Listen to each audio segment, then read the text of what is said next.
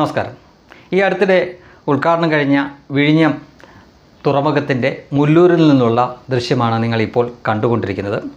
ഇവിടെ നിന്നാണ് കണ്ടെയ്നറുകൾ ദേശീയപാതയിലേക്ക് പോകുന്നത്. ഇവിടെ വലിയ ഒരു റോഡുണ്ട്, ഒരു 2 വരി പാതയാണ്. അതിൻ്റെ വലതുവശത്തായിട്ട് പൊതുജനങ്ങൾക്ക് പോകാൻ വേണ്ടിയിട്ട് മറ്റൊരു റോഡ് കൂടിയുണ്ട്. ഞാനിപ്പോൾ ഈ നിൽക്കുന്ന ഈ സ്ഥലത്ത് നിന്ന് കഷ്ടിച്ചൊരു 100-150 മീറ്റർ മാറി ഒരു പാർട്ടി ഓഫീസ് കൂടിയുണ്ട്.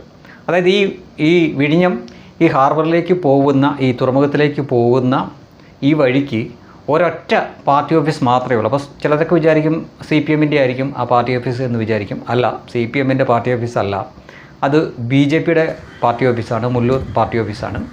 പക്ഷേ ഒരു 2 വർഷങ്ങൾക്ക് മുമ്പ് ഇത് CPM-ൻ്റെ പാർട്ടി ഓഫീസായിരുന്നു. ഇപ്പോൾ CPM വാടകയ്ക്കെടുത്ത് പാർട്ടി ഓഫീസായിട്ട് പ്രവർത്തിച്ചുകൊണ്ടിരുന്ന ആ പാർട്ടി ഓഫീസായിരുന്നായിരിക്കും. പിന്നീട് അവർ വിട്ടുപോയി കഴിഞ്ഞപ്പോൾ BJP എടുത്തതായിരിക്കും എന്നൊക്കെ ആയിരിക്കും ചിലർ വിചാരിക്കുന്നത്. അങ്ങനെയല്ല കേട്ടോ, അത് CPM-ൻ്റെ ഏരിയ കമ്മിറ്റി ഓഫീസായിരുന്നു.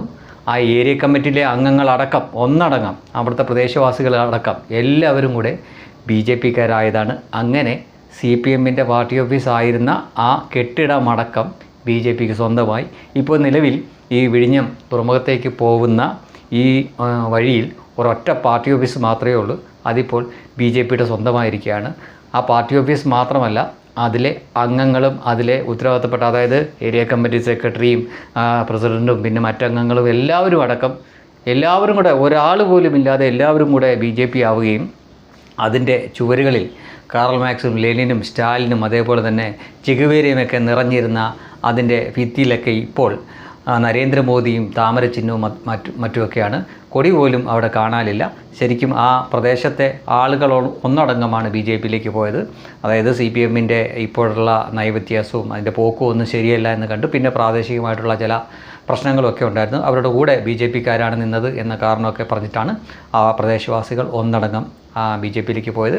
ഇപ്പോൾ ചുരുക്കി പറഞ്ഞു കഴിഞ്ഞാൽ ഈ കേരളത്തിൽ മൊത്തം അല്ലെങ്കിൽ ഇന്ത്യയിൽ മൊത്തം ഇപ്പോൾ ഈ തുറമുഖം അറിയപ്പെട്ട ഒരു സ്ഥലമാണ്.